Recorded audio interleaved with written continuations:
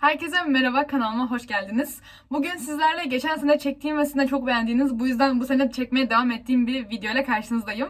Bugün sizlerle 10. sınıf e-okul notlarıma bakacağız.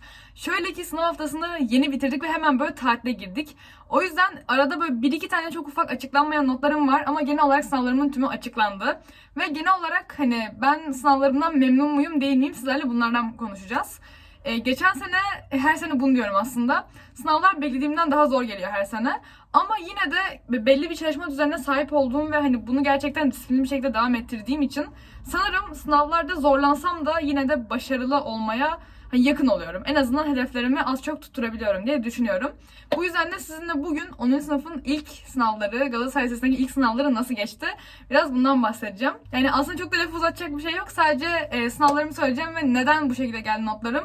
Ne yaptım, neler yaptım, başka neler yapabilirdim? Hani böyle pişmanlıklarım var mı? Bunlardan bahsedeceğim. O yüzden hemen çok uzatmadan başlıyorum. Şöyle ki önce size biraz sayısal derslerden bahsetmek istiyorum. Ben Galatasaray Lisesi'nde okuduğum için sayısal derslerin hepsi Fransızca işleniyor ve hani bu gerçekten bir zorluk katıyor bence. Çünkü Türk müfredatında da çoğunuz büyük ihtimalle zorlanıyorsunuzdur. Yani bilmiyorum, belki kolay da geliyor olabilir ama en azından ağır bir müfredat olduğunu söyleyebiliriz.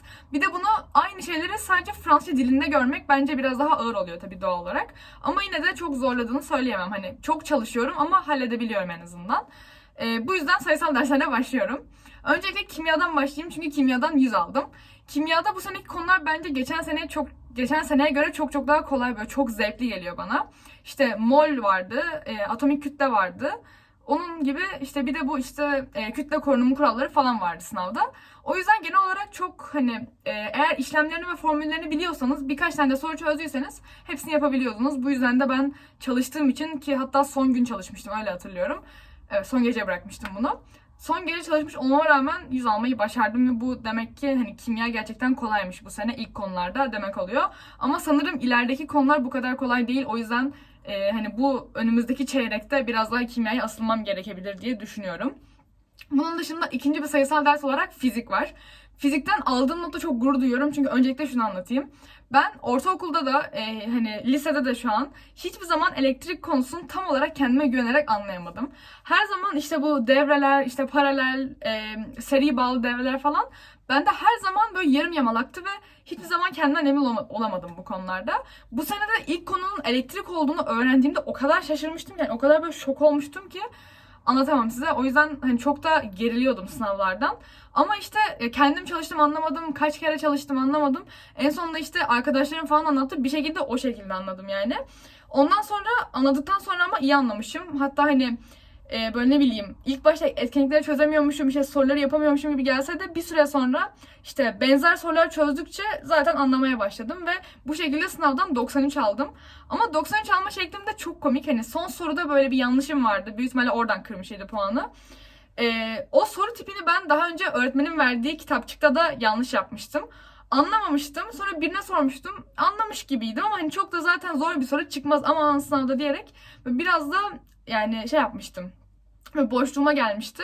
Onun gibi bir sürü soru tipi çözdüm. Bazıları doğru çıktı, bazıları yanlış çıktı falan filan derken sınavda da oradan puanım gitti ve her zaman yaptığım yanlıştan gitti. Şahsen hala o soru neden yanlış, neden benim yaptığım gibi değil anlamış değilim ama hani artık elektrik konusu geçtiği için de geride bırakıyorum diyebilirim. Fizik bu şekilde. 93 yani benim için fizikte bence gayet iyi bir not. Ben çünkü beklemiyordum şahsen elektrik konusundan böyle bir sonuç almayı. Sayısal derslerden en önemlisi belki de matematik. Matematik bu sene bence ilk konusu özellikle çok zor. Bu sayma, olasılık, permütasyon, kombinasyon. Bunlar bilmiyorum. Bizim hocamızın da dediğine göre 10. sınıfın en ağır konularından biriymiş. Hani fonksiyonlara geçtik mesela. Fonksiyonlar daha basit geliyor bana. Bu ilk ünitedeki konulardan matematiğe çalışmıştım. Doğruya doğru matematiğe çalışmıştım. Ama bizim okulda matematik sınavları çok zor oluyor ki eğer bu işte test halindeyse daha da zor oluyor. Çünkü çok az sayıda soru soruluyor uzun sorular oldukları için. Ve hani o şekilde olunca da bir soru yapamadığınızda çok puanınız gidiyor ve ben bundan aşırı korkuyordum bu sene. Allah'tan şey oldu. Yarısı test, yarısı klasik şeklinde oldu ve testlerin hepsini tamamen doğru yapmışım. Sadece klasiklerde 2 tane soruda böyle sonucu yanlış bulmuşum ama gidişatım doğru olduğu için yine de 92 puan aldım matematikten. Benim aslında hedefim matematikten 100 almaktı. Çünkü ders katsayısı çok yüksek bir ders ve hani 100 aldığınızda ve ortalamanızı bir anda çok yükseltiyor. O da beni çok mutlu ettiği için benim hedefim matematikten 100 almaktı ama olmadı. Hatta bunun için matematik sınavından önceki gece biraz da fazla geçe kadar kalmıştım. Belki o yüzden 92 almışımdır, bilmiyorum. Belki erken yatsaydım daha yüksek alır mıydım emin değilim ama sanırım matematik puanım ortalamaya göre yüksek kalıyor ve hani 92 zaten çok iyi bir puan matematik için, şikayetçi değilim. Sadece böyle daha olağanüstü hayallerle, 100 alma hayaline girdiğim için ona biraz üzüldüm. Son olarak da sayısal derslerden biyoloji var. Biyoloji bilmiyorum, ben sene içinde her zaman, geçen sene de böyleydi bu. Sene içinde çok zor gibi geliyor. Gerçekten böyle derslerde hiçbir şey anlamıyorum. Ama sonra kendim alıp kitabı çalıştığımda her şey çok mantıklı geliyor ve aslında yani çalışmaktan da zevk alıyorum biyolojiyi. O yüzden bu sınav haftasında herhalde en çok çalıştığım ders biyoloji olabilirdi. Ve sınavdan bir gün önce oturup 16 sayfa not çıkarmıştım ve o not yüzünden bütün parmaklarım ağrıyordu ve sınav haftası boyunca kolum ağrıdı. O 16 sayfalık biyoloji notu yüzünden. Ki biyoloji girdiğimiz ilk sınavda, o yüzden böyle bütün haftamı etkilediği gibi bir şey oldu. Ama sonuç olarak biyoloji sınavım çok iyi geçti. Çıktığımda 100 bekliyordum. 95 geldi. Ama işte olabilir. Küçük tefek hatalarım vardır. Yine de 95 beni çok mutlu etti. Ama biraz da üzüyor mesela. Biyoloji çok bir ders. Böyle içeriği yüklü bir ders. Çok fazla bilgi bilmeniz gerekiyor. Ben bunu biliyorum. 95 de alıyorum. İyi yapıyorum. Ama katsayısı 2 olduğu için işte ortalamamı çok da etkilemiyor. Hani çok yani düşük alsaydım da çok etkilemeyecekti. O yüzden böyle ay boşuna mı aldık bunu ya falan diye bir insan üzülüyor gerçekten. Ama hani yine de öyle işte. Biyolojim 95 geldi, diyeceklerim bu kadar. Dil derslerine geçecek olursak, bu sene dil derslerimizden bizim Fransızca, İngilizce ve İtalyanca var. Fransızca'da 97 aldım. Bayağı iyi bir not. Hani ben hiç beklemiyordum bu kadar iyi olmasını. Yani Fransızcam genel olarak iyi, temelim sağlam olduğu için. Ama işte 97 deyince bayağı bir şaşırdım. 3 puan da hani nereden kırılmış hatırlamıyorum ama nereden kırıldıysa kırılmış, çok hani önemli değil. Çok iyi bir puan ve Fransızca bizim birinci yabancı dilimiz olduğu için de ders katsayısı 5. Ve o yüzden de bayağı etkiliyor. Hani bayağı yükseltiyor. Zaten e-okula girildiği anda böyle bir anda ortalamam arttı. Geçen seneye göre de Fransızcam daha yüksek geldiğini söyleyebilirim. Bu güzel bir şey.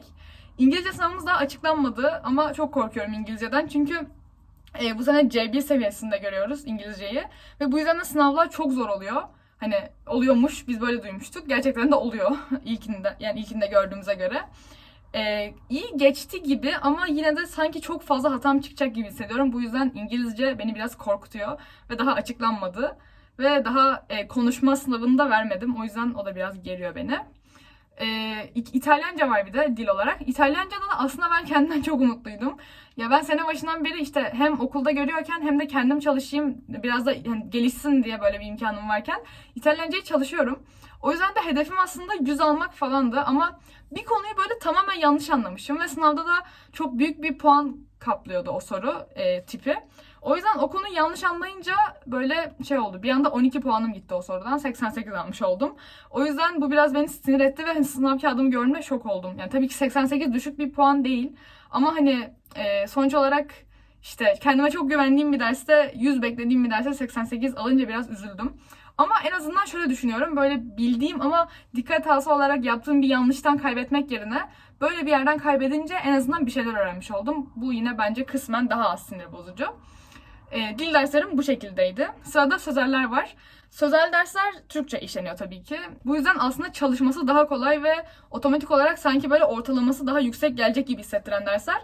Ama konular çok ağır bence. Çok kapsamlı üniteler, ilk üniteler. O yüzden çalışırken bayağı bir detaylarla boğuşmuştum ama yine de iyi geçtiğini söyleyebilirim genel olarak. Edebiyatım 100 geliyor sanırım. Daha henüz resmi olarak açıklanmadı ama işte kağıdımı gördüğümde 100 dediler bana. O yüzden bu çok güzel bir şey ve hani edebiyatın da katsayısı çok yüksek. Haftada 5 saat görüyoruz. Bu yüzden bu da ortalamada böyle güzel bir etki yaratacak bir 100 oluyor. Bir de ben edebiyatı hazırlık sınıfındayken böyle çok kompleks haline getirmiştim işte yapamıyorum falan filan diye. Ama geçen sene edebiyatla barıştım ve hala çok seviyorum edebiyat. Hani en sevdiğim derslerden biri aslında edebiyat. Ve o yüzden böyle ilk defa 100 alıyorum sanırım. 100 almak çok kendimi iyi hissettirdi bana. Sonra coğrafya var. Coğrafya eğer geçen sene benim İşte bu videomu izlediyseniz geçen sene benim en zorlandığım ders coğrafyaydı. Hani insanların çoğu diyor işte kitabı okuyup gireceksin ne var ki bunda. Ama neden bilmiyorum, kitabı okusam da böyle hani yalayıp yutsam da sınavda illa bilmediğim bir yerden geliyordu veya işte böyle hani bildiğimi yanlış yapıyordum falan filan derken çok zorlanıyordum. Bu sene ama sırf bunu bildiğim için okulun ilk günü coğrafya dersimiz vardı. İlk pazartesisi. Ve o günden itibaren düzenli olarak coğrafya çalışıyorum. Ve bu yüzden de 96 geldi coğrafyam ve benim için bu çok böyle büyüleyici bir şey gibi oldu. Çünkü geçen sene tamamen halinde gidiyordu. Yazılı coğrafya sınavında kötü yapıyordum. Sonra ikinci sınav test oluyordu. Testte kurtarıyordum. Ortalamam böyle şöyle böyle bir şey oluyordu. Bu sene yazılı sınavda da 96 alınca kendime dair umutlarım yeşerdi coğrafyada. O yüzden çok mutluyum coğrafyadan 96 aldığım için. Tarih dersinden notu açıklanmadı henüz ama tarih sınavım çok iyi geçti. Tarih hocamızı da bu sene çok seviyorum. Çok böyle güzel anlatıyor dersi. O yüzden yapınca hani güzel de çalışınca bilmiyorum. Geçen sene tarihte de zorlanıyordum biraz çok detaylar olduğu için. Ama bu sene gayet güzel bir şekilde yaptığımı düşünüyorum sınavı. Böyle deyip eğer sınavım kötü gelirse de çok üzülürüm ama sanırım yaptım yani. Hatam yoktu bildiğim kadarıyla. Böyle büyük bir hatam yoktu. Şeyi söylemeyi unuttum. Felsefe dersi görüyoruz tabii ki. Felsefeyi Fransızca görürüz ama hani sözel bir ders olmasına rağmen Fransızca işleniyor. Felsefe bilmiyorum bana zor geliyor şahsen. Genel olarak insanlarla konuştuğumda da hepimizin zorlandığı bir ders. Ama sınavda işte sınav sistemi de çok böyle zorlayıcı bir sistemdi. Çünkü sadece 5 tane 5 puanlık test sorusu. Arkada da 75 puanlık bir tane işte analiz yazmanızı gerektiren bir soru ve tamamen Fransızca. Bu yüzden de bilmiyorum ben sınavdan çok korkuyordum. Bir de geçen sene 10. sınıflardan falan ilk sınavda çok kötü yapanlar da olmuş. Hani onu da duydum. O yüzden çok korkarak girdim ama 95 geldi. Sanırım arkadaki 75 puanlık sorudan direkt 75 almışım ama hani sanırım bu sene biraz daha az puan kırarak notlandırma yapmış. O yüzden de olabilir belki. Büyük ihtimalle öndeki test sorularından birini yanlış yapmışımdır ama sonuç olarak 95 geldi ve hani bu beni bayağı mutlu etti. Tabii bu da 2 derslik bir ders. Çok bir etkisi yok 95'in ama yine de güzel oldu tabii ki. Sanırım açıklanan dersler bu kadar. Bir de din kültürü var ama din kültürünün sınavı tatil sonrasına kaldı, ertelendi. O yüzden onun da notunu henüz açıklayamıyorum maalesef. Zaten onun dışında tüm derslerden bahsetmiş oldum. Bir düşünüyorum başka bir şeyim kalmadı. Başka bahsetmediğim ders kalmadı. Benim bu seneki notlarım genel olarak böyle. Ben ortalamamdan memnunum. Şu an 95'e yakın, 95'e çok az. Yani 94 küsür 95 civarında. Henüz sözlerin girmemiş hali, ikinci sınav notlarının girmemiş hali. O yüzden hani şu an için ben gayet memnunum. Geçen seneye göre daha yüksek olacak gibi gözüküyor sözlerim iyi gelirse. O yüzden sınavlarımın kendi hedeflerim çerçevesinde gerçekleştiğini söyleyebilirim. Diğer açıklanmayan sınavlarım da açıklanırsa tam olarak emin olacağım bundan. Diyorum ve umarım sizin de sınavlarınız iyi geçmiştir. Çünkü hani özellikle 9. sınıftanız ve bu videoyu izliyorsanız umarım iyi geçmiştir. Çünkü lise sınavları bir anda insanın yüzüne tokat gibi çarpabiliyor bence. O yüzden hangi sınıfta olursanız olun umarım ortalamanız istediğiniz gibi gelecektir, hedeflerinize uygundur. Ve eğer böyle işte keşke şunu yapmasaydım sınav haftasında dediğiniz ya da iyi ki şunu yapmışım çok faydasını gördüm dediğiniz taktikler falan varsa yorumlarda belirtebilirsiniz ki hepimiz bunlardan faydalanalım. Okuyor olacağım hepsini. Diyorum ve kendinize iyi bakın. Videoyu beğenseniz beğen butonuna basabilirsiniz, abone olabilirsiniz ve tabii ki beni Instagram'dan takip edebilirsiniz. Kendinize iyi bakın. Görüşmek üzere. Hoşça kalın.